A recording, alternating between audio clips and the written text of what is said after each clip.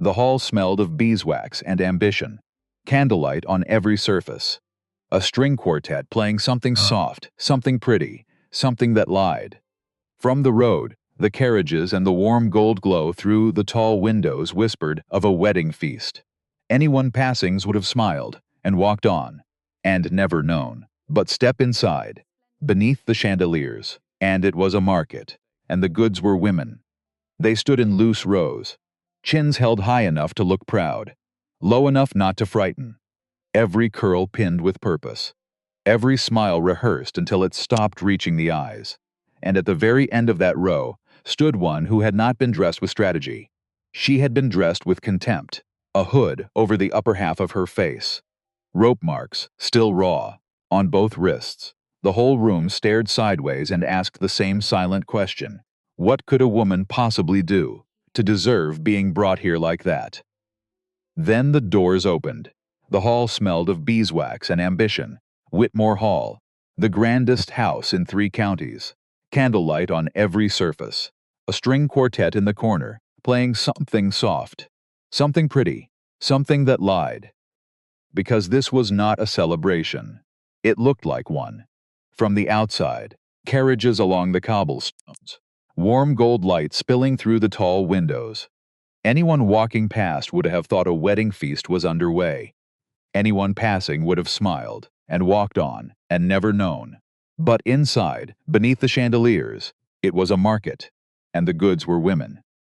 They stood in loose rows near the far end of the hall, each one presented by her family, arranged like silver on a shelf. Mothers hovered at their daughters' elbows, whispering last instructions. Fathers stood at careful distances, pretending to talk, their eyes tracking every man of money who came through the doors. The daughters held their chins at angles, high enough to look proud, low enough not to frighten, every gown chosen with strategy, every curl pinned with purpose, every smile rehearsed so many times it had stopped reaching the eyes. And at the very end of the row stood a young woman, who had not been dressed with strategy. She had been dressed with contempt. Her name was Eleanor Hartley. She was younger than most of the women here, barely past 20, and she wore a gown the color of old mud, thick wool, shapeless, cut for a body twice her size. Her hair had been scraped back so hard it pulled at the corners of her eyes, and over all of it sat the hood, crichters, rough, tied beneath her chin in a knot meant to be hard to undo. It covered her hair. It covered the upper half of her face. It left only her jaw, her mouth, the slow rise and fall of her throat as she breathed. She did not look like a woman being offered for marriage. She looked like a woman being delivered somewhere, against her will, which, if Eleanor were being honest, was not entirely wrong. 3 feet to her left stood the woman who had brought her here. Lady Margaret Croft, deep burgundy silk, powdered hair elaborately pinned, a face arranged into pleasant boredom. She had not spoken to Eleanor's since the carriage, and barely in it, but the arrangement between them needed no words. Margaret was here to collect a settlement fee, and Eleanor was here to make that possible. The faster, the better. The worse the offer, the less Margaret cared. A coal merchant, a widowed landowner with debts, a second son with a temper and a mean little mouth. Any of them would do. Eleanorton simply needed to be gone. So she stood, and she waited, and she listened, because she could hear all of it. The question moving through the room like a slow tud. What is wrong with that one? They were too well-bred to stare, so they stared sideways instead. Quick glances. Cutting little looks at the hooded figure at the end of the row. The hood was strange enough. The rope marks on her wrists were something else. Margaret had not bothered to cover them. Faint red lines, still raw from the binding. And every soul in that hall saw them and thought the same thing. What could a woman possibly do to deserve being brought here like that? Eleanor kept her eyes on the middle distance and said nothing. She was not embarrassed. Embarrassment requires the belief that you deserve better. And Eleanor had lived in Margaret Croft's house long enough to wear that belief very, very thin. What she felt was quieter. It was the feeling of waiting for something to be over. She had already decided what tonight would be. Some unkind man would look at the hood, would shrug, would name a price, and she would go to live in some cold house far away and learn the shape of a new cruelty. She had survived the old one, she would survive the new. That was the plan. That was the whole of it. Survive first. Understand later. And then, the doors opened. There was no announcement, no herald, no name called across the hall. The doors simply opened, and the room changed. It was hard to explain afterward to anyone who had not been there. The music did not stop all at once. The voices did not fall silent in a single breath. It happened slowly, like a candle being slowly covered by a hand, one voice, then another, one instrument, then the rest, until the entire hall had gone quiet and every face had turned toward the door. A man stood in the entrance. He was tall. Tall in a way that made the doorframe look like a mistake. Broad across the shoulders, dressed in a black coat so heavy with dark embroidery and gold thread that it seemed to swallow the candlelight rather than reflect it. A fur-trimmed cape over one shoulder, black leather gloves, and a face without softness. His hair was dark, pulled back at the neck. His jaw was set with the stillness of a man who had never once needed to raise his voice to be obeyed. He was not cruel-looking. That was the strange part. He was simply closed. A house with the shutters drawn. A man who looked at a crowded room the way other men looked at a problem they had already solved. Eleanor did not see his face. Not at first. She only felt the room change. The way you feel the weather turn before the sky tells you. A drop in the temperature. A shift in the pressure of the air. Around her, the room reacted. Every mother straightened. Every daughter who had been holding a smile in reserve deployed it. 3 fathers began drifting toward the entrance, with the barely hidden hunger of men who had waited years for exactly this. Because everyone in that hall knew who he was, Duke Adrian Vane, of Ashford, the most powerful man in the county, perhaps in several counties, a man whose name was spoken carefully, a man whose estate was the size of a small kingdom, a man who had not appeared at a gathering like this in 2 years. And here he was. At a marriage market, the hunger in that room could have been bottled, but Adrian Vane did not look at the fathers. He did not look at the smiling daughters. He did not look at the roses sewn along anyone's neckline or the dowry numbers hanging in the air du parfum. He walked, slow, measured, and the crowd parted for him the way water parts for something cold and moving fast. His gaze swept the room, over the gowns, over the curls, over the careful, calculated, terrified hope on every powdered face. And he kept walking, past the young woman in pale blue with roses at her throat, the one who had made 3 gentlemen find reasons to linger near her all evening.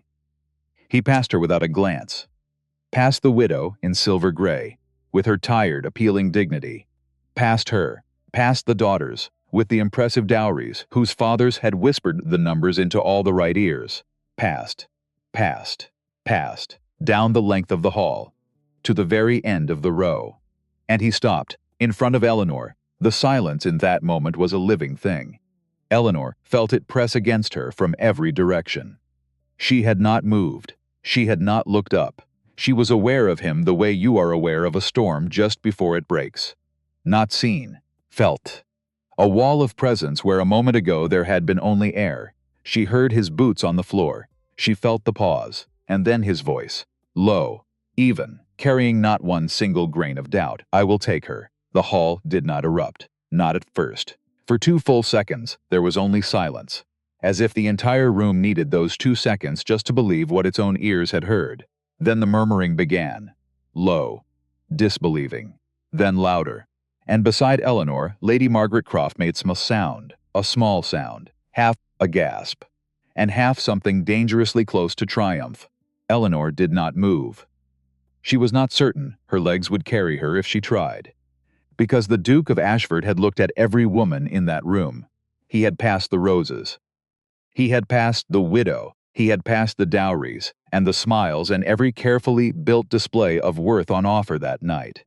And he had chosen the one in the burlap hood. She could not understand it, so she did not try. She simply stood, very still, and told herself the thing she had been telling herself for years. Survive first.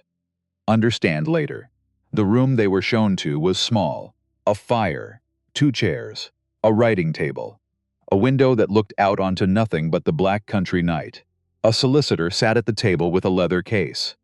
Margaret had been asked to wait outside, which she had not enjoyed, but had not dared refuse. And so, for the first time, Eleanor sat across from Adrian Vane with no crowd between them. He was, if anything, more severe up close. She could see the embroidery on his coat now, gold thread worked into patterns, so fine they must have taken someone months. His gloves were still on. He sat with the stillness of a man who had spent years making himself impossible to read, and had no intention of stopping now. Eleanor studied what she could of him through the rough weave of her hood. And she waited. He spoke first, and he did not waste words. His terms were these. He required a wife, to manage Ashford Manor, and in time to provide an heir. He had no interest in companionship, no interest in affection, no interest in anything that resembled an actual marriage beyond its legal shape. He would not involve himself in her daily life. He would not make demands on her time or her person beyond what was necessary. He would not ask her to love him, and he would not insult her by pretending to love her. It was a contract. It would be honored on both sides. And that was all it needed to be. He said all of this in the tone a man might use to discuss the price of grain. Eleanor listened to every word. She had expected many things from this night. Indifference, yes, but also the casual's cruelty that wealthy men sometimes practiced on women with nowhere to run. She had expected conditions designed to humiliate. She had expected to walk out of this room feeling smaller than she walked in. She had not expected honesty. And there was something almost restful about a man who simply said what he meant, because Margaret had never once said what she meant. Every order in that house had been wrapped in soft words and plausible deniability. Every cruelty delivered with a smile, so the cruelty could later be denied. This man looked at her hood and said nothing about it. He did not ask. He did not demand she remove it.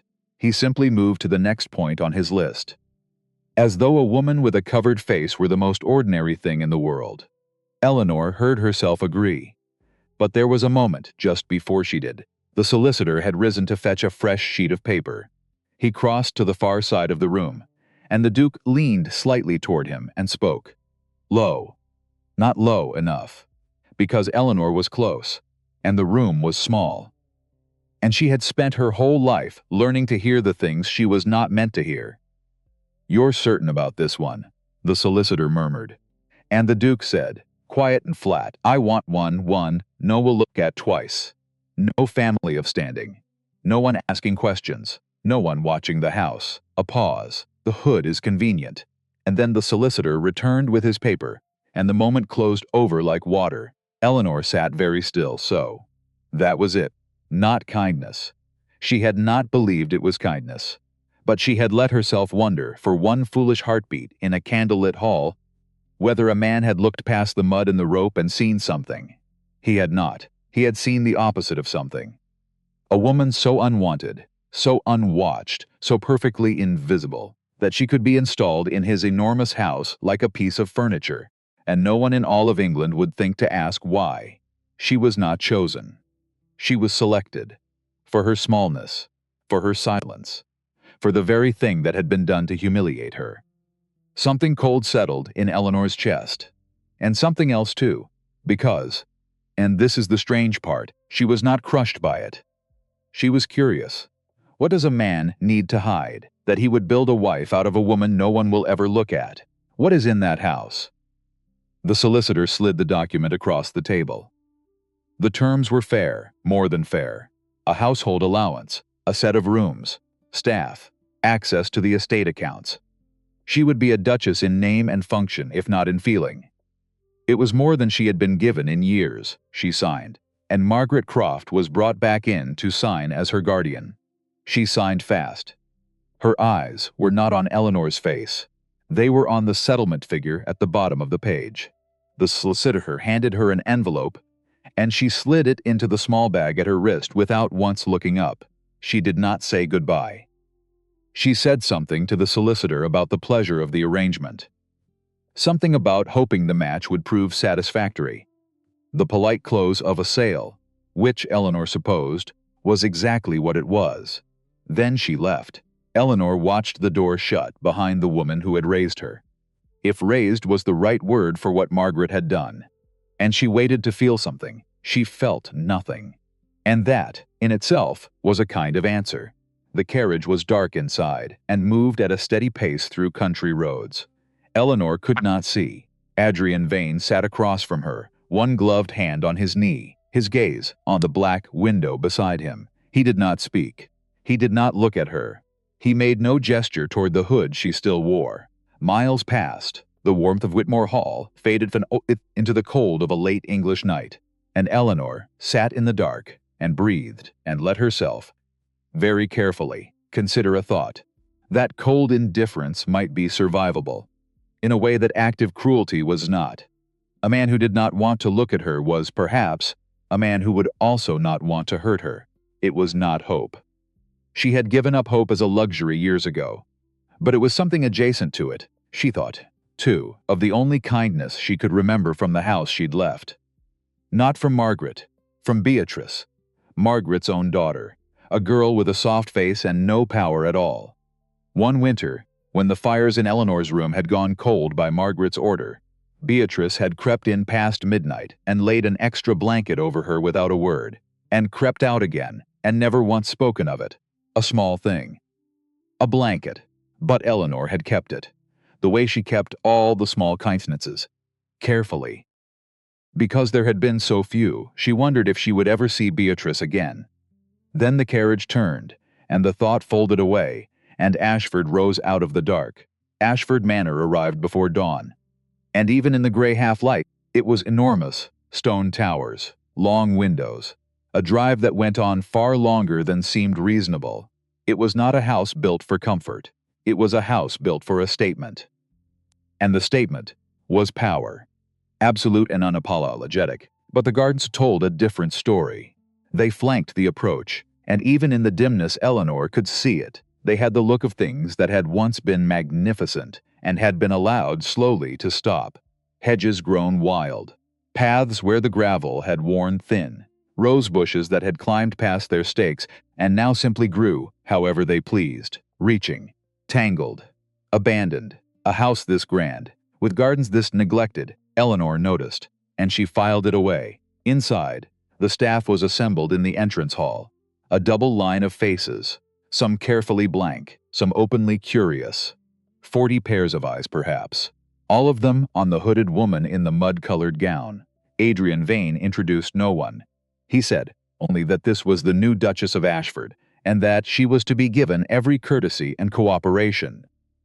And then he walked toward his study and was gone. Before anyone had fully understood the instruction, Eleanor stood in the center of that vast cold hall, in her drab gown and her rough hood. 40 strangers staring. The mistress of a house she did not understand. Married to a man who had bought her for her invisibility, and she lifted her chin. The housekeeper stepped forward first. Her name was Mrs. Pike, a woman of middle years, gray threaded through dark hair, an expression that was neither warm nor cold, the expression of someone withholding judgment. She showed Eleanor to her rooms, explained the household schedule, answered every question with perfect efficiency. She did not volunteer a single word more than was asked. She did not smile, but she was not unkind, and Eleanor, who had learned to measure kindness in very small units, noted it. The rooms were large, and cold, and smelled faintly of disuse, as though they had been waiting a long time for someone, and had stopped expecting anyone to come. The manor revealed itself in pieces. The library, on the second day, took her breath. Shelves from floor to ceiling, a rolling ladder on a brass rail, a fireplace that warmed the whole room even on a cold morning. She spent an hour there and saw no one. It felt like a room that existed slightly apart from the rest of the world. A pocket of warmth in a cold house. She would come back to it. She knew that already. And then there was the east wing. It was closed, doors shut, rooms sheeted, a quality of stillness that felt less like unused and more like avoided. The kind of silence that is built on purpose. The kind a house grows around a wound. She asked Nell about it. Nell had arrived on the third day. Her assigned maid, a young woman, perhaps 19, with a round face and quick, watchful eyes. Nell had the gift of comfortable silence. She did not fill every moment with chatter. But she was present, and her presence had a quality Eleanor had not felt in a very long time. Sitting in the chair by the window, while Nell arranged her few belongings, Eleanor felt something close to safe. She did not trust the feeling, but she noticed it. "The east wing," Eleanor said, lightly. "Why is it closed?" Nell's hands went still for half a breath. "The previous Duchess preferred those rooms," she said. And then she found something urgent to do with a drawer, and said nothing more. The previous Duchess. Eleanor turned the words over, carefully. The way you turn a stone you suspect has something living underneath. She did not press that day. But she pressed gently, on another. She was beautiful, Nell said at last. Reluctant, quiet, very beautiful. The whole county said so. She came from a fine family. She was much admired, and then his voice dropped, and then she was gone. That was all. She was gone. Not she died. Not she passed. Gone. The way you describe something you do not have the full truth of, or are not allowed to speak. The manor had been like this for 2 years, Nell said. The east wing closed. The gardens untended. The Duke in his study. Eleanor listened to all of it, and asked nothing more. But she looked out the window, at the wild, abandoned roses, and she thought about what it means for a man to stop tending things. A garden does not die overnight. It dies slowly, from a hand that simply stopped reaching for it. And a man who lets a garden die, Eleanor thought, is a man carrying something so heavy he cannot spare a single hand for anything else. She did not know yet what that something was, but she had married it, sight unseen, and it was sleeping somewhere down the hall, behind a closed study door, and the whole house was holding its breath around it. So she would learn. She always did. The accounts were the first battle. There was a man named Granger, the estate steward, angular, watchful, eyes that moved over Eleanor from her hood to her worn shoes and back, with an assessment that was not kind at all. When she asked about the household accounts on her second morning, he told her they were managed satisfactorily. Thank you, and that the Duchess need not concern herself. The words were polite. The tone was a door, closing in her face. Eleanor smiled beneath the hood, where he could not see it, because she had spent years in a house run on closed doors. And she had learned, in that house, the one weapon men like Granger never expect: patience. She asked again 3 days later, and again the day after that. Aunt, pleasant, calm, immovable. Until Granger began to understand that the new Duchess of Ashford was a great many surprising things, but the one thing, she was not wang away. She did not know yet what he was hiding in those ledgers. But a man does not slam a door that fast over numbers that have nothing behind them. She filed that away, too. She was collecting a great many things now. The dead garden, the closed wing, the vanished Duchess, the steward who would not open his books, the husband who had bought a wife the way a man buys a curtain, to cover a window, to keep something from being seen. None of it fit together yet. But it would. She had a feeling, deep and quiet and certain, that she had not been brought to this house to disappear. She had been brought here to find something. She just did not know yet that it would be herself. It was the 11th night of the marriage when everything cracked. It had begun that afternoon, with Nell, helping her dress for dinner, chattering a little, the way she had begun to. And then, without thinking, the Duke left instructions with Mrs. Pike about the adjoining chamber, Your Grace. Certain preparations have been made, and then Nell had gone very pink and very quiet. The adjoining chamber, the contract required an heir. Eventually. The word eventually had been doing a great deal of work between them. Neither of them had moved to define it. Until now, Eleanor had sat very still while Nell finished the buttons.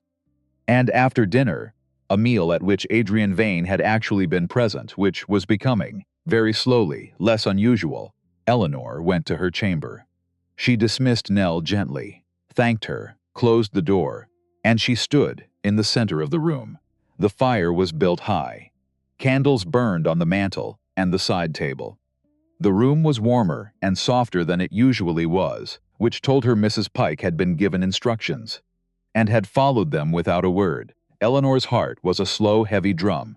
She reached up, and she untied the hood. It fell away slowly. She felt the cool air against her forehead, her cheekbones, the bridge of her nose.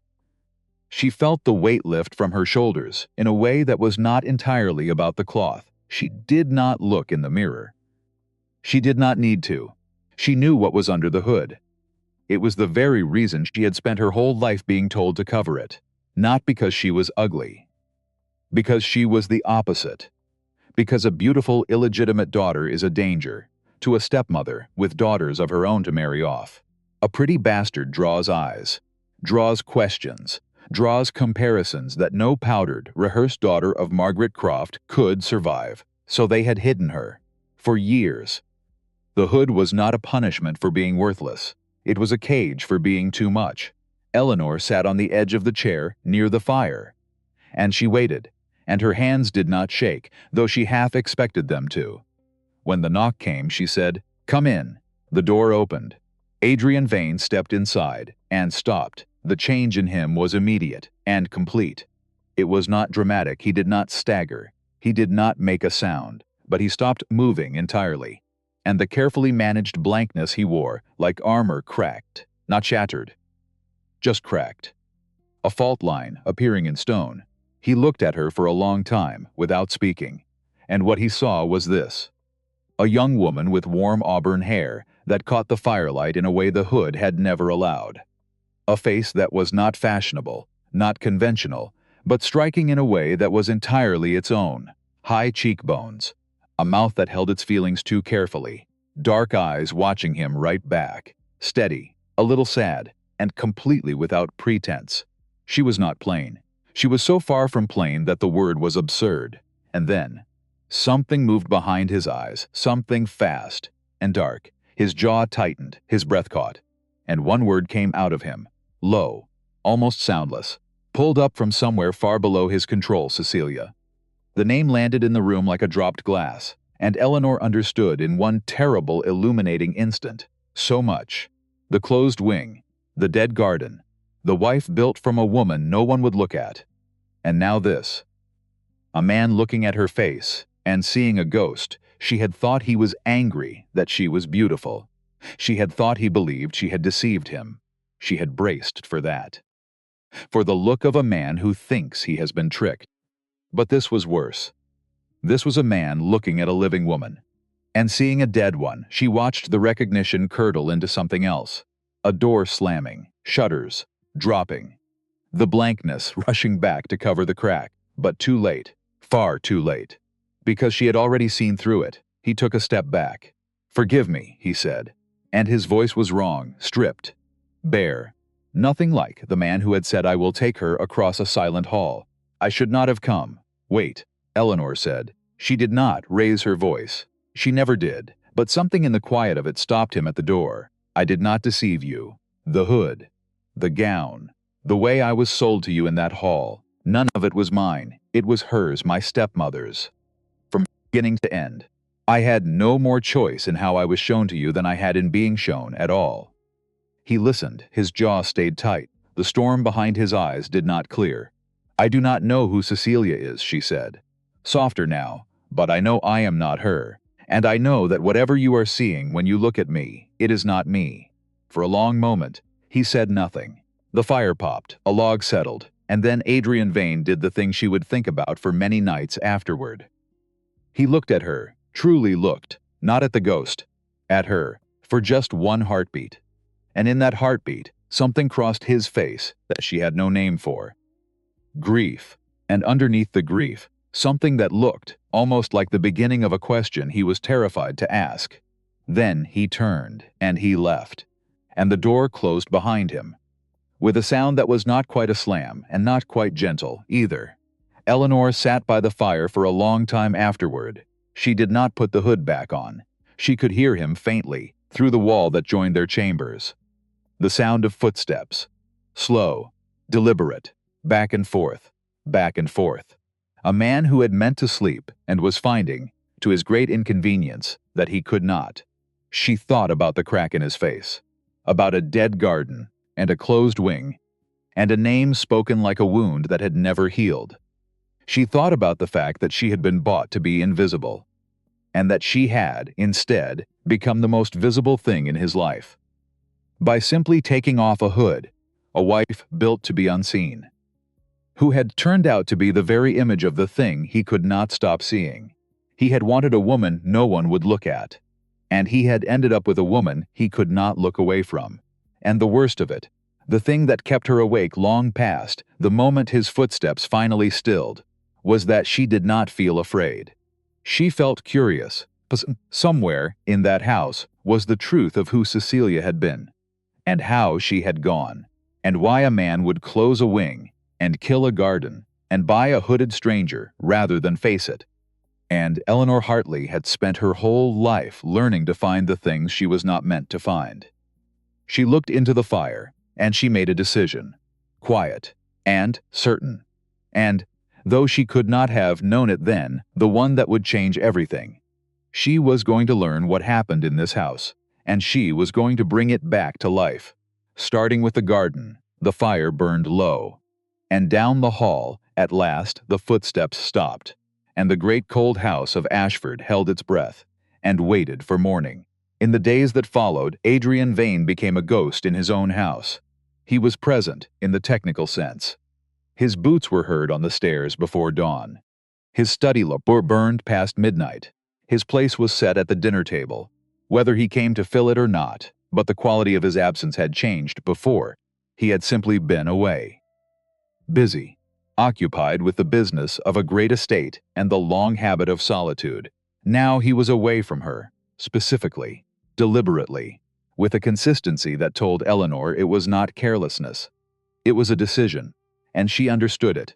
A man who had not expected what he saw under that hood was now doing what such men always do, retreating to where the ground felt solid, pulling distance around himself like armor, pretending the thing that had cracked in his face had never cracked at all.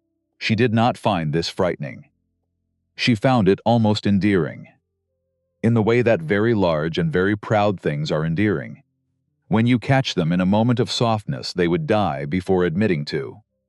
So she said nothing. She did not chase him. She did not knock on his study door or arrange to be in the corridors when he passed, because she understood, better than most, the particular comfort of walls. She had built a few of her own, and there was, as it turned out, a great deal of work to keep her hands busy. She got the household books at last, not through force, through patience, the same quiet, immovable politeness that Granger had clearly never expected. She asked and asked and asked until the asking became more exhausting than the giving. And one cold morning, the ledgers appeared on her writing table. Without comment, without a single word, she opened them, and the picture inside was in the kindest reading, untidy, not honest, not at first glance, just untidy. Expenditures approved without record.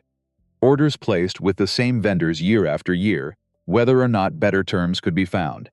Small inefficiencies stacked up over years into something that, in total, amounted to a great deal of money walking quietly out the door of Ashford, for no particularly good reason. Eleanor said nothing to Granger. She said nothing to Adrian. She simply began, methodically, and without a shred of drama, to fix it. She renegotiated the kitchen supply through Mrs. Pike, who turned out to have strong opinions on the matter, and had simply never once been asked to act on them. And then she found, in the records, a gardener, on the payroll for 18 months, drawing a steady wage, whom no one had ever seen, not tending a single bed, not trimming a single hedge. Eleanor asked Mrs. Pike about him, carefully, and Mrs. Pike's mouth went thin. That would be young Davy, she said. And what does young Davy do? A pause. He is Mr. Granger's nephew, Your Grace, and that explained a great deal. It explained the closed door, the slammed ledgers, why a steward would rather fight a duchess than show her a column of numbers, a phantom gardener. drawing real wages from a real account for 18 months, while the actual gardens of Ashford rotted past their stakes and went wild. It was a small theft. But small thefts, Eleanor knew, are how you learn the size of a man's nerve. A man who will steal a gardener's wage from a grieving duke is a man who has no one is watching. Eleanor was watching. She said nothing. Not yet. But she put young Davy's name in the back of her mind, right next to the closed wing, and the dead garden, and the name a man had spoken across a firelit room like a wound. She was still collecting. The staff began to shift. It was slow, quiet, the way the seasons turn before you notice. But it was happening. Mrs. Pike had begun answering Eleanor's questions before they were fully asked. The kitchen girls had stopped going silent when she walked through.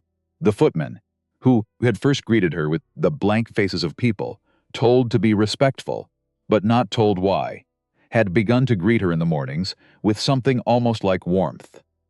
And Nell had stopped pretending the comfortable silence was anything other than what it was: friendship. Eleanor had not had a friend in a very long time. She did not say the word out loud.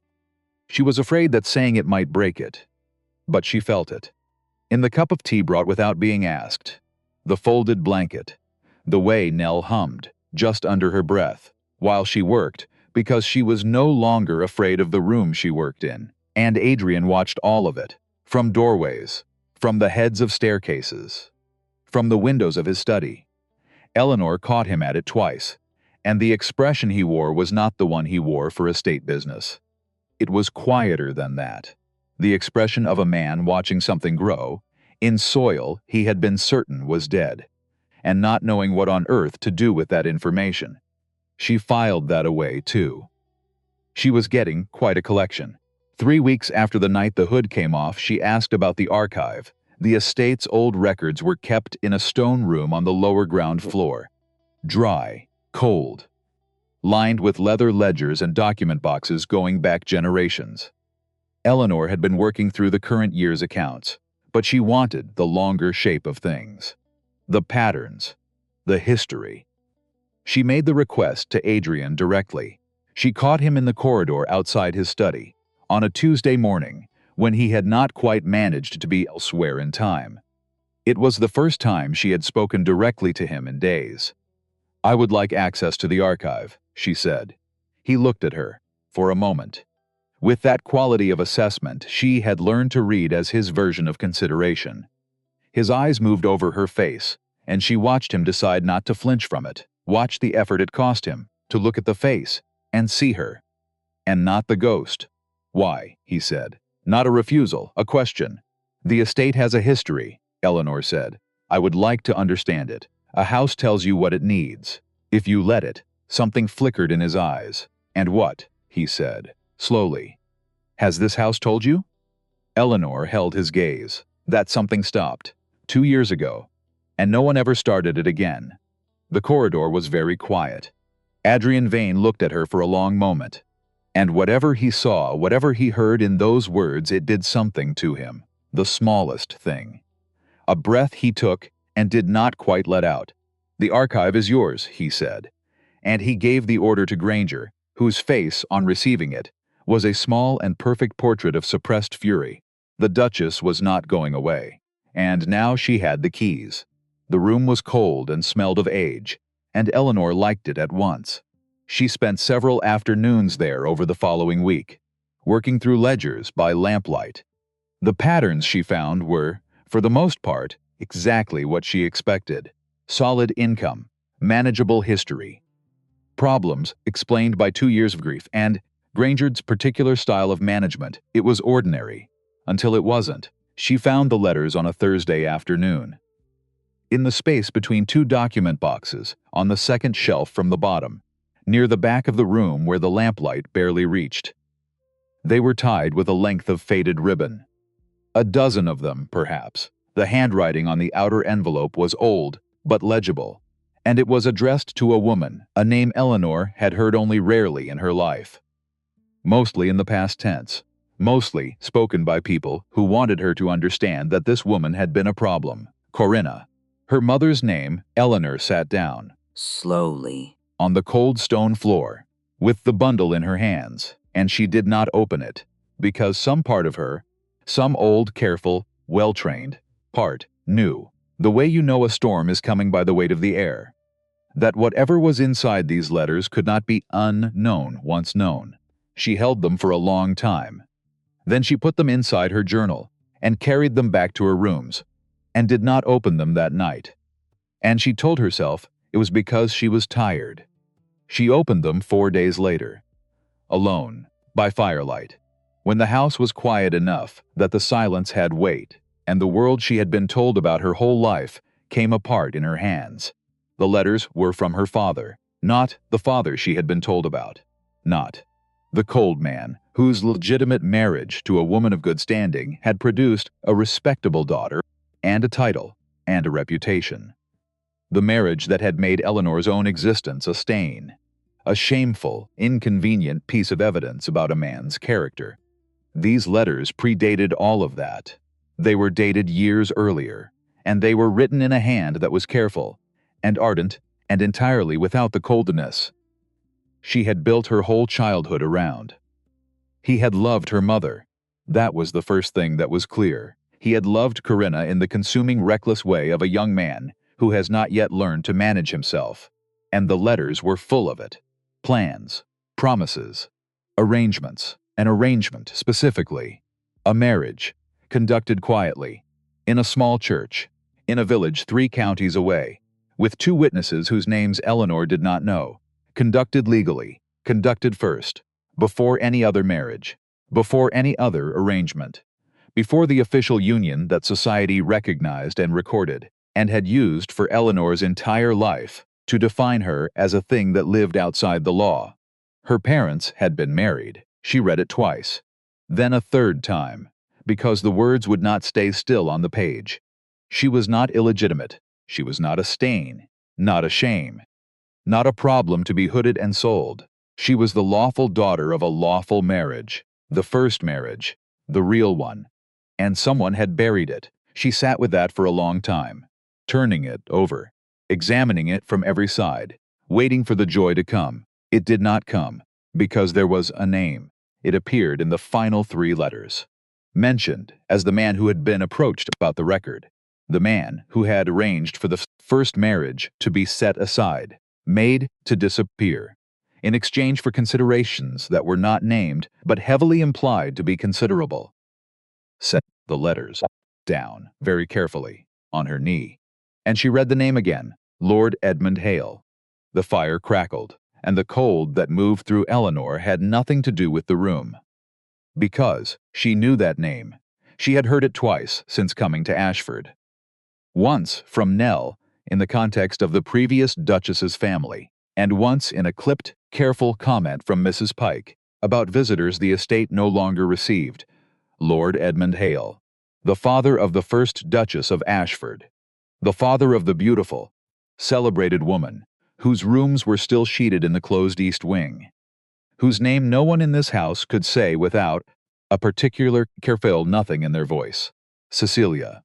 The same man who had buried her mother's marriage was the father of the woman whose ghost lived in her husband's face. Eleanor sat very still by the fire. One man had destroyed her mother, erased her name, made Eleanor a bastard with a stroke of a forged pen and a handful of coins. And the same man had given his daughter to Adrian Vane, and that daughter was, somehow, gone.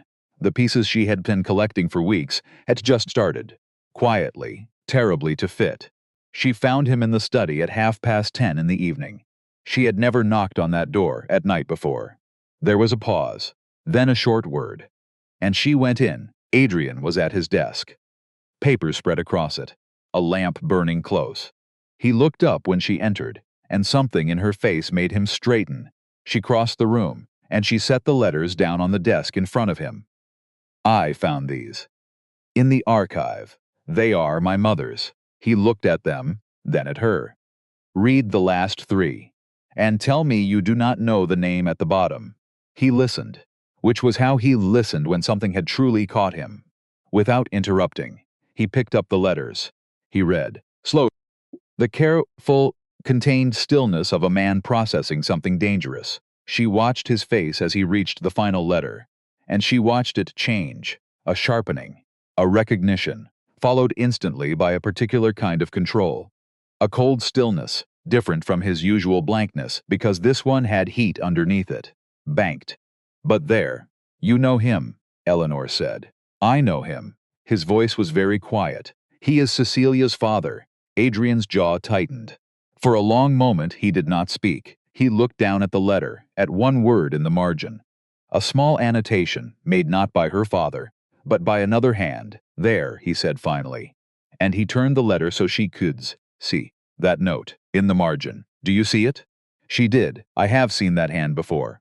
On documents presented to me years ago, as evidence. In a legal matter concerning this estate, he set the letter down. They turned out to be forgeries. Everyone. But by the time anyone could prove it, the damage had already been arranged. Eleanor went cold all over. What damage? And Adrian Vane looked at her across the firelit desk. A man deciding, in real time, whether to open a door he had kept shut for 2 years. And then, for the first time, he opened it. He told her in the measured, factual way he told everything. But it cost him. She could see that. Each sentence pulled up from somewhere deep and guarded. Edmund Hale had wanted Ashford, not the title, the land, the income, the vast and ancient wealth of it. And he had spent years working toward it, the way a patient man works toward anything. Quietly, with forged documents and false claims and small arrangements that each, on their own, meant nothing. But, together, built a noose. The marriage to Cecilia had been part of it. I did not know that, at the time, Adrian said. I believed, as young men do, that I had chosen her. I learned later that I had been chosen. The way a man chooses a key. For a lock he means to open. Eleanor said nothing, because she knew exactly what that felt like. To be chosen for a use, by a man who calls it love. Or calls it a contract. The name hardly matters. And Cecilia, she said, gently. What happened to her? The stillness that came over Adrian then was the deepest she had ever seen. She died. 2 years ago. In the East Wing, a pause. They called it a sudden illness, and the way he said they called it, the exact careful weight he put on those 3 words, told Eleanor more than a confession would have. He did not believe it. He had never believed it. You think her father had something to do with it, Eleanor said, quietly. Adrian did not answer. But he did not need to. The silence answered for him, and in that silence, Eleanor understood the final piece, the piece that explained everything, the hood, the invisible wife, the woman selected for being unwatched. That is why you chose me, she breathed. A wife no one would look at, no family, no questions, no one watching the house, because you are still, she stopped. You are still trying to prove it. What he did to her. You have been trying for 2 years, and you needed no one to notice. While you looked, Adrian Vane looked at her. And for the first time since the night the hood came off, he did not look away. Yes, he said one word, and it changed everything between them, because he had finally told her the truth, not the contract truth, not the cold dictated terms, the real one. The wound he had built his whole silent life around. Eleanor looked at him. This severe, guarded, grieving man who had married a stranger to hide a search, who had bought her invisibility, and gotten, instead, the one woman in England who could not stop seeing. Then we have more in common, she said. Than a contract. Something shifted in his expression. Not quite a smile, but something adjacent to one. They sat across that desk for another hour, talking, carefully, about what the letters meant and what could be done with them. The longest conversation they had ever had, and when Eleanor finally rose to leave, she noticed that he had not once retreated into his blankness. Not once. He had stayed, the whole time, entirely present. She did not know what to do with that. So she did the only thing she knew how. She kept it. Word, it turned out, moves faster through certain channels than Eleanor had appreciated. She never learned exactly how Edmund Hale found out that the new Duchess of Ashford had been in the estate archive. But she had a suspicion. Granger's face, when she returned that evening with the letters tucked in her journal, had held a quality of calculation she had noted, and filed away. She could not prove it. But she was not surprised. 2 weeks later, when Mrs. Pike appeared at the door of her sitting room, with the particular tightness around the eyes that was her version of alarm, to say that a visitor had arrived. Unannounced, Lord Edmund Hale. He was everything the letters had promised, and nothing she had been able to fully prepare for. A man of perhaps 60, white hair, worn elegantly, a coat that spoke of serious money, and a face that had arranged itself, over many years, into an expression of benevolent interest, sitting over the actual contents of his eyes the way fresh plaster sits over a crumbling wall. He was charming. He was warm. He shook Adrian's hand in the entrance hall with the ease of an old acquaintance. He spoke of the pleasure of calling on the newly established household. Eleanor watched from the gallery above, her hands resting on the cold stones of balustrade, and she looked down at the man who had buried her mother's marriage, sold her mother's life, erased her name with a forged note in a margin, and, perhaps, done something far worse to his own daughter, in a room that was now sheeted and silent below her, and she felt a cold, clear, entirely unfrightened anger settle in her chest, like ballast in a ship. Adrian received him with a courtesy so precise it could have fooled anyone not paying attention. Eleanor, who was paying attention, saw it for exactly what it was. The bare minimum demanded by social form, delivered without 1 degree of warmth to spare. She came downstairs when a footman brought the request. She sat. She drank tea. She answered Hale's pleasant questions about how she was finding the estate, with answers equally pleasant and equally empty. And then Adrian was called away. A matter of estate business. His steward appearing at the door with an urgency that Eleanor suspected strongly had been arranged in advance. By the very sitting across from her, the door closed, and Hale waited. Until the door had been shut for exactly the right amount of time, and then the pleasant expression shifted. Not into cruelty, not into anything so crude. It settled into something worse. Clarity, the clarity of a man explaining the facts of a situation to someone who has not yet understood them, with the gentle patience of someone who has arranged those facts himself. "I understand," Hale said, mildly, stirring his tea, "that you have been spending time in the family archive." Eleanor set down her cup. "I have? Dusty work. For a duchess I find it suits me," he smiled. "Letters found in old archives are unreliable things, Your Grace. Did you know that? Paper fades. Ink runs, memories of who wrote what, and when, and whether it ever held any legal weight at all. They blur. Some letters are quite clear." Hale's smile did not move. "A woman of your background," he went on. "Pleasant. Relentless. An acknowledged, illegitimate daughter, brought to a marriage assembly in a hood, with no family of standing willing to speak for her, making claims against a peer of my rank."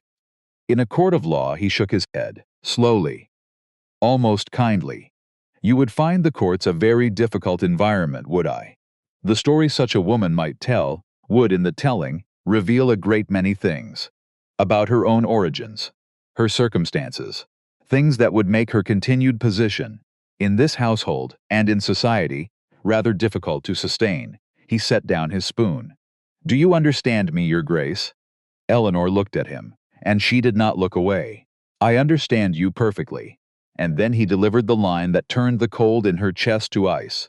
He stood, smoothed his elegant coat, and said lightly, as if it were nothing at all, "Your husband has a habit of digging into old settled matters.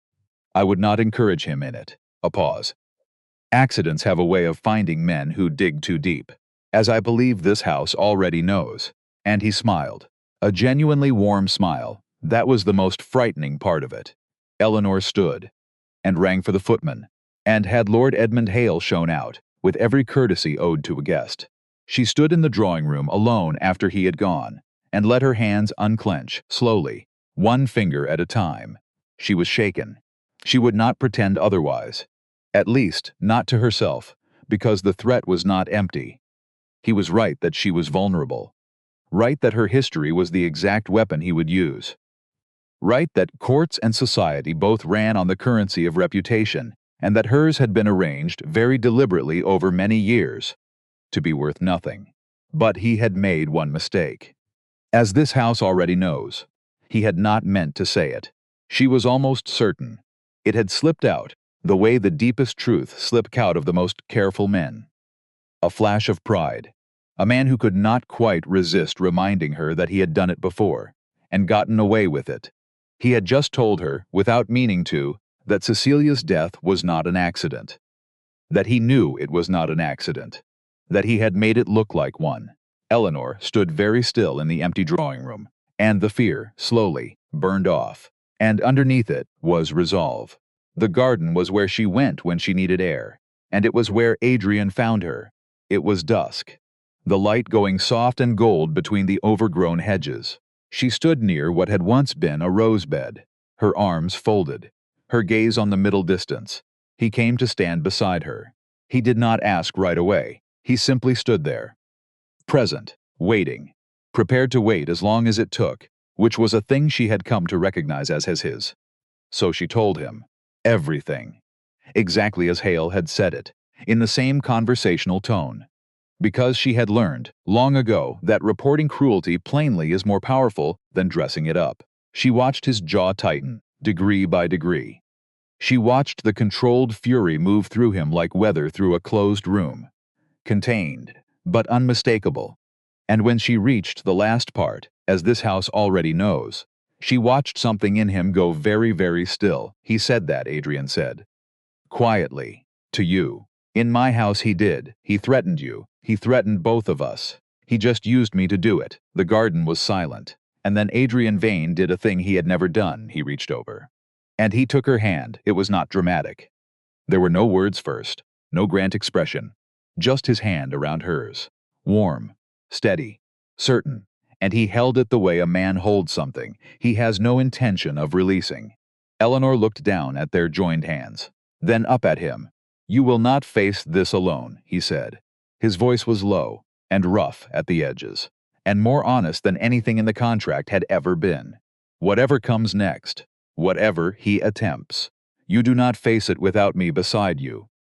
Eleanor did not say the thing that rose in her throat. It was too early, and she was too careful for that. But she held his hand back, and the garden went on being quiet around them. The wild roses, the thinning gravel, the 2 years of grief that had let it all go to ruin, and she thought, standing there, with her hand in his, that a man who lets a garden die is a man carrying too much spare hand to be anything else, and that here he was, sparing one, for her. That night, she could not sleep. So she walked, and her feet, without quite deciding to, carried her past the library, past her own chamber, to the closed mouth of the east wing. She stood before the shut doors. The silence there was the built kind, the avoided kind, the kind a house grows around a wound it has been forbidden to touch. Somewhere behind those doors was the truth of Cecilia, how she had lived, how she had gone, the proof Edmund Hale had let slip he was so proud of hiding. Eleanor reached out and tried a door, locked. Of course it was. But as she stood there, in the dark, her fingers resting on the cold brass, she heard something behind her, a footstep, soft, and Stein turned Granger the steward, standing at the end of the corridor, a candle in his hand, his angular face lit from below, and his eyes, moving from her face to the locked door, and back for a long moment. Neither of them spoke. These rooms are closed, Your Grace, he said at last. Smooth. By the Duke order, I know, then you'll understand, that some doors are best left shut, and he smiled. A thin smile.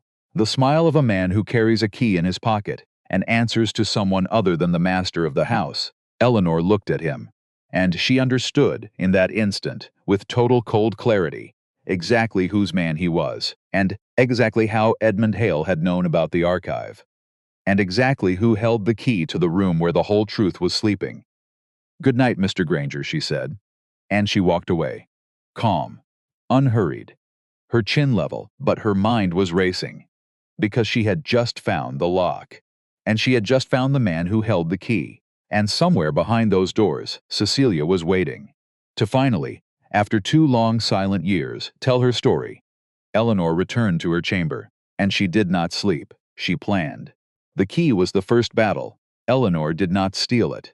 Stealing would have warned Granger, and a warned man is a dangerous one. So she did the thing she had done all her life. She waited. And she watched. Because Granger had a routine. Every Friday, he rode to the village to settle accounts with the vendors he had been quietly overpaying for years. He was gone from noon until dusk. So Eleanor went to Mrs. Pike. "Mrs. Pike," she said, "how long have you served this house?" "30 years, Your Grace." "And the previous Duchess, did you know her?" Mrs. Pike's hands went still on the linens she was folding. "I dressed her," she said quietly, "for her wedding, and She stopped. "And you," Eleanor said. Gently, Mrs. Pike looked at her for a long moment. 30 years of careful silence behind her eyes, and I was not allowed to dress her, for her burial. They sent us all away. Her father's men. They sealed the wing before any of us could so much as light a candle for her. Eleanor went very still. "You loved her. She was kind to me." Which, in a house like this, is the same thing. And then, without another word, Mrs. Pike crossed the room, and opened a cabinet, and took out a small iron ring, with a single old key on it. The master key past the housekeeper. When a steward forgets that she is above him, she pressed it into Eleanor's hand. "Bring her back, whatever is in there. Bring her back into the light." They went on Friday. While Granger was in the village, Eleanor, and Adrian, because she had not gone alone. She had gone to him first, stood in his study, told him what she meant to do, and he had not forbidden it. He had stood, and taken his coat, and said only one thing: "If we do it together." So they stood before the east wing doors, the iron key in Eleanor's hand, and for a moment neither of them moved. 2 years, Adrian said, quietly.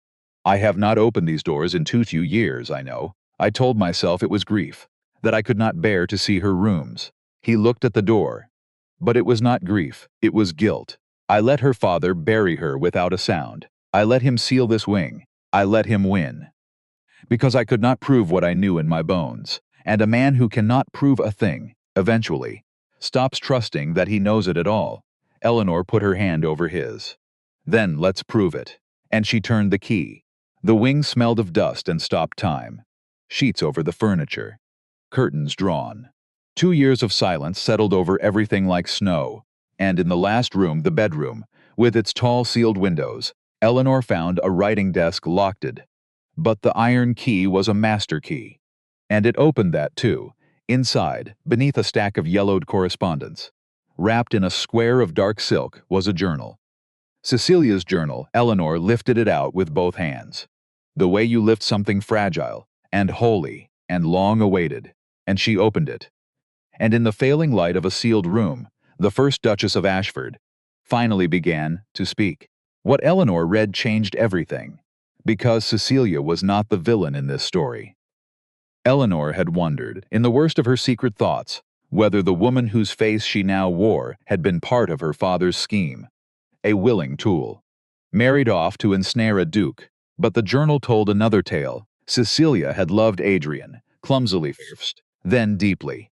And she had discovered, in the months after the wedding, exactly what her father was, what he had done to acquire the documents. The forgeries, the buried claims, the slow noose he was tightening around Ashford. And she had been horrified. The later entries were frantic.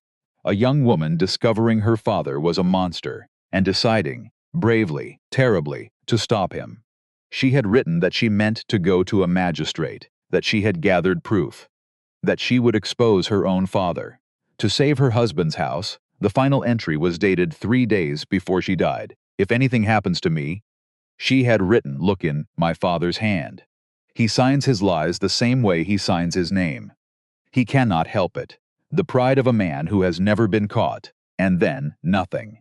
3 days later, a sudden illness, and a sealed wing, and a silence 2 years deep. Eleanor closed the journal, and she looked up at Adrian. He had read over her shoulder the whole time, and his face, that carefully guarded face, was wet. He was crying, silently, the way men cry who have spent their whole lives forbidding themselves the luxury. She was not part of it, he said, his voice breaking on the words. She was trying to stop it. And I let myself believe. You didn't know, Eleanor said. I should have known. You couldn't have. And she took his face in her hands. The first time she had ever touched him so. He made certain of it. He buried her, and then he buried the truth of her, right alongside. That is what he does, Adrian. He does not just kill people. He erases them. My mother, your wife. He takes their names and their stories, and he makes the world forget they were ever real. Adrian looked at her. Then we will not let, and in that moment, Eleanor understood why she had married this man, why fate had dressed her in a hood and sold her like cattle, and dropped her into this exact house, with this exact wound, because she was the only person in England who carried the same scar. Two women erased by the same hand, and one daughter, one wife, left standing, with the proof, and the will. To make the world remember, he let something slip, Eleanor said. When he threatened me, he said, as this house already knows, he could not resist. The pride, the same pride.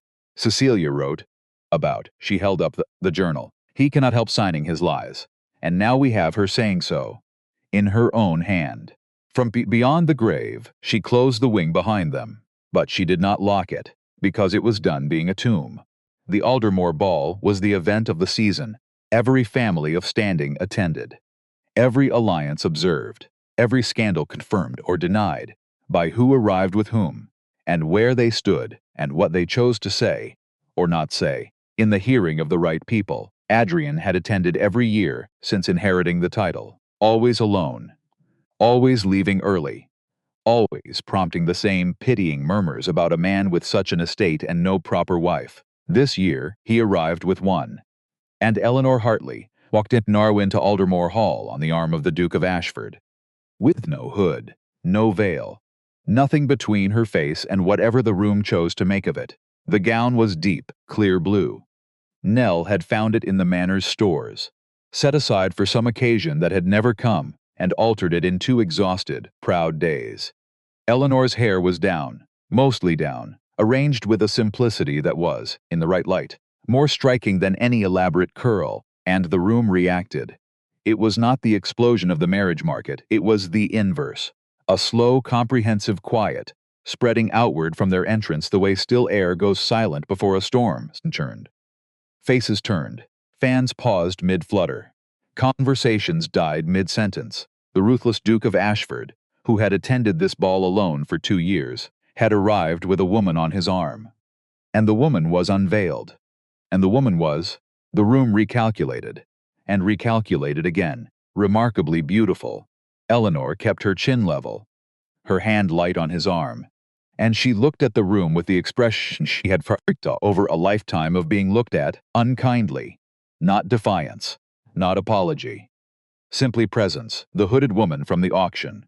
The bastard, the problem, the thing to be hidden, was standing in the grandest hall in the county, in blue silk, as a duchess, and she was not hiding any more. Edmund Hale was there. She found him within the first minutes, as she had known she would, standing near the far end of the room with 2 other gentlemen, his pleasant expression already in place, already watching them, with the particular quality of attention that was not attention at all. It was surveillance. He moved toward them eventually, as she had known he would. He was too practiced to do it at once. He let half an hour pass. Let the room's natural currents carry him across it, until he arrived at their vicinity with the ease of coincidence rather than intent. He was charming.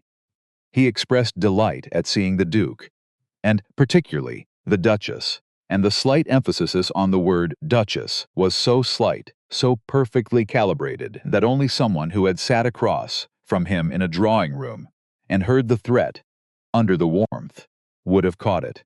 Then he turned to the 2 men at his side, and he began, in the conversational way of a man raising an interesting little curiosity, to wonder aloud about the circumstances of the Ashford marriage, the unusual way the match had been made, the questions, not his own he was quick to note, but questions that circulated, as questions do, about the background of the new Duchess, her origins, the manner of her presentation at the ceremony.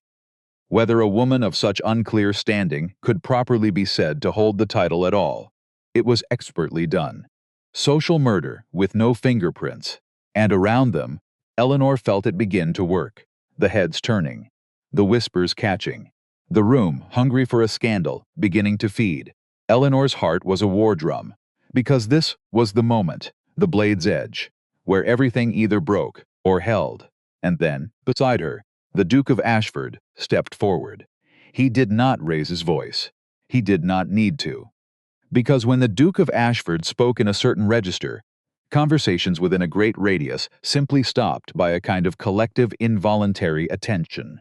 "I am glad," said, clearly, without expression, "that Lord Hale has raised the matter. Of my wife's origins." The room went still. "I have, in fact, prepared for precisely this occasion."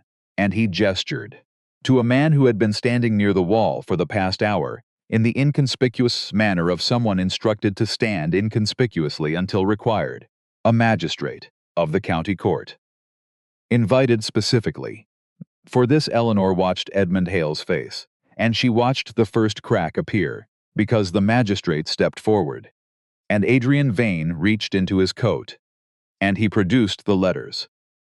"My wife is the lawful daughter of a lawful marriage, conducted in the church at Pelsworth, on a date I can name, before 2 witnesses I can name, a marriage that was legally valid, and was deliberately suppressed." He held up a single page, suppressed, through falsification, in a particular hand. The room did not breathe, a hand I have seen before, on other documents. Also in evidence, he turned, slowly to face Lord Edmund Hale. Documents concerning the acquisition of this county's lands. Forgeries, everyone. In the hand of the man standing before you, he named the name Lord Edmund Hale. The hall made a sound. A single, collective, indrawn breath. Hale's pleasant expression did not shatter. It simply stopped working. Beneath it was a man doing rapid arithmetic and finding every answer insufficient. And the moment that realization crossed his face was brief, but entirely visible. To everyone watching, "This is slander," Hale said. His voice still smooth, but thinner now. Stretched, old letters.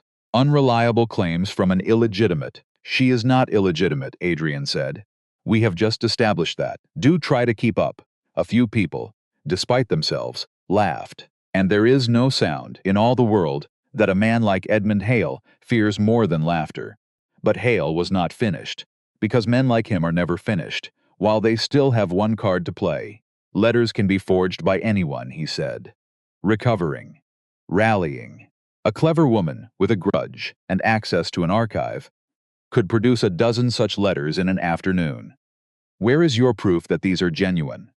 Where is your witness? And the room, which had begun to tip toward Eleanor, tipped back, because it was a fair question. A devil's question. But fair. Eleanor felt the floor shift beneath her. This was it.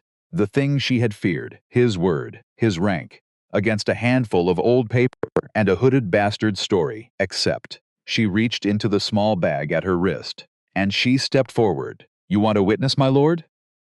Her voice was clear, and it carried, and the whole hall turned to her. The hooded woman. The problem. The thing that was supposed to disappear. "I have one." And she held up the journal. "Your daughter." The color left Edmund Hale's face. All of it. At once, Cecilia, Eleanor said, into the dead silence.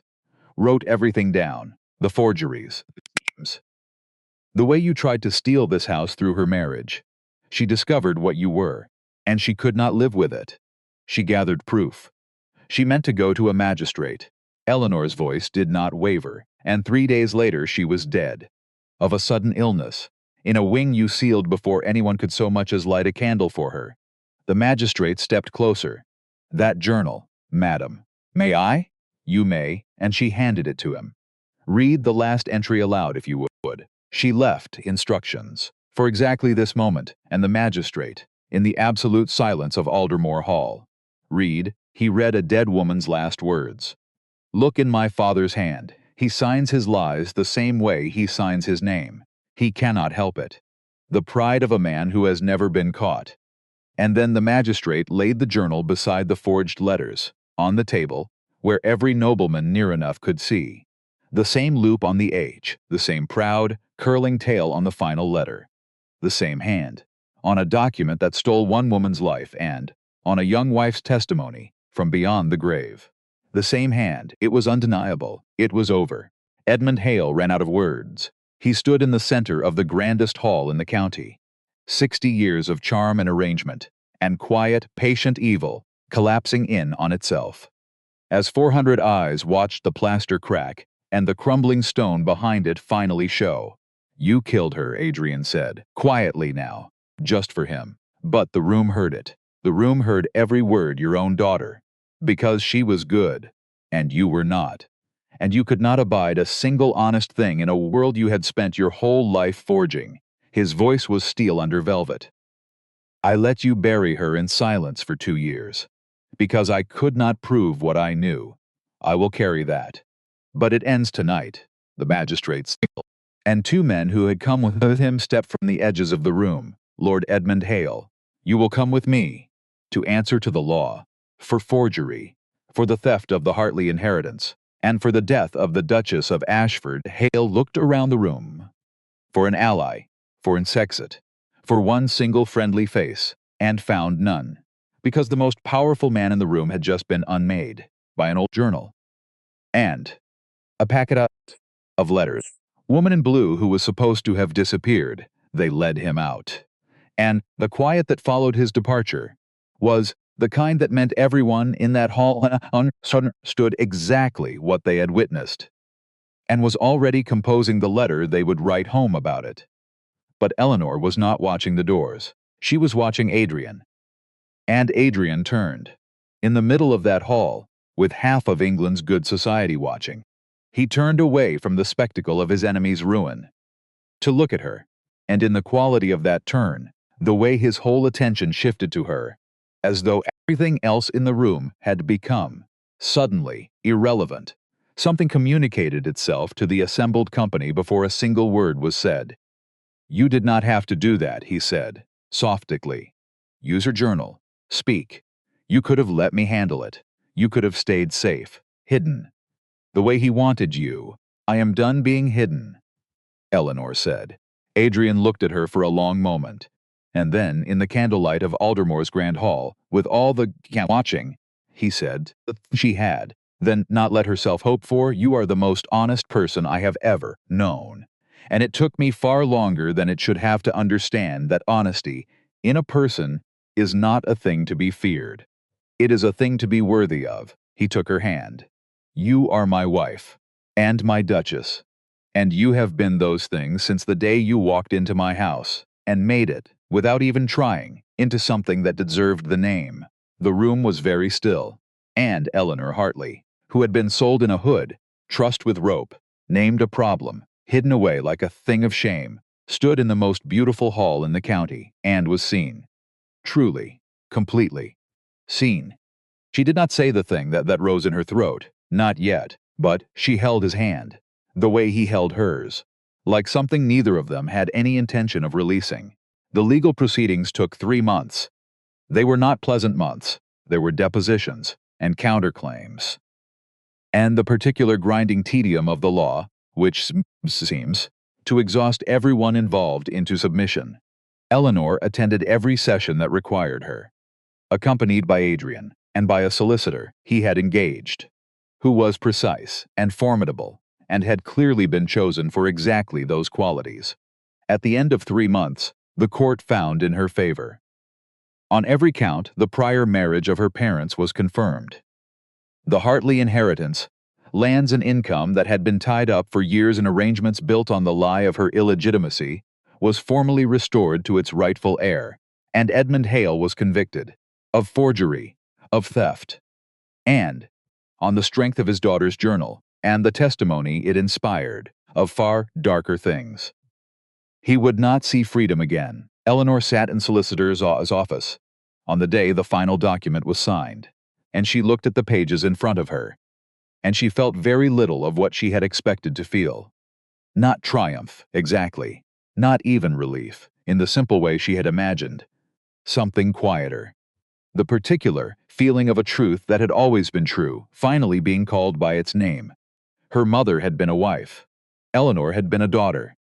And the world, at last, had the paper to prove what her heart had always known. She wrote 2 letters, the first to Lady Margaret Croft, informing her of the court's findings, and of what those findings meant for her access to the Hartley estate's income. She did not write it herself. She did not need to. The facts required no embellishment and no cruelty. The facts were cruelty enough. The second letter she wrote by hand. To Beatrice, Margaret's daughter, the one kind face in that cold house, the girl who had crept in past midnight years ago and laid an extra blanket over a freezing stepsister and never spoken of it again. Eleanor had carried that blanket with her all this time. The memory of it. The single proof that kindness had existed in that house, even if it had been powerless. Now she had the power Beatrice had never had, and she used it. She arranged, through the restored Hartley accounts, a provision for Beatrice. Enough to let her live without dependence on her mother. Enough to let her choose her own life. The reply, when it came, was 3 lines long. Eleanor read it twice, and then she kept it in the drawer of her writing table, beside her mother's letters, because some kindnesses deserve to be repaid, and some deserve to be kept where you can find them. The gardens had been Eleanor's project from the very first week. She had not announced it. She had simply begun, in small ways, to tend things. A rose bush re-staked here, a path re-gravelled there.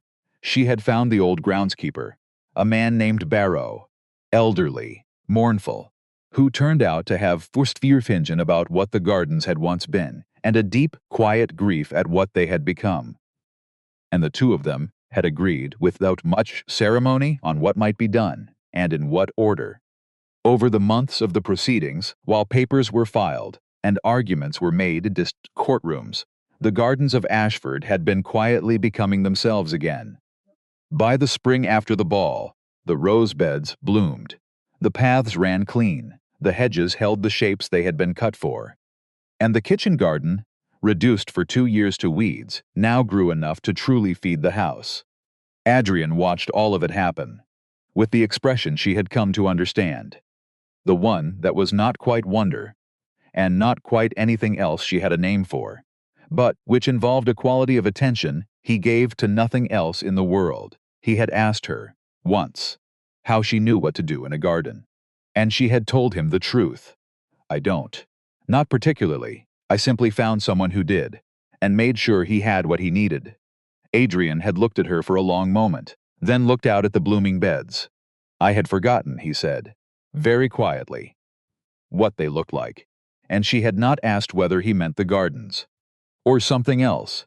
He was different now, not dramatically, not in any way that announced itself, but perceptibly.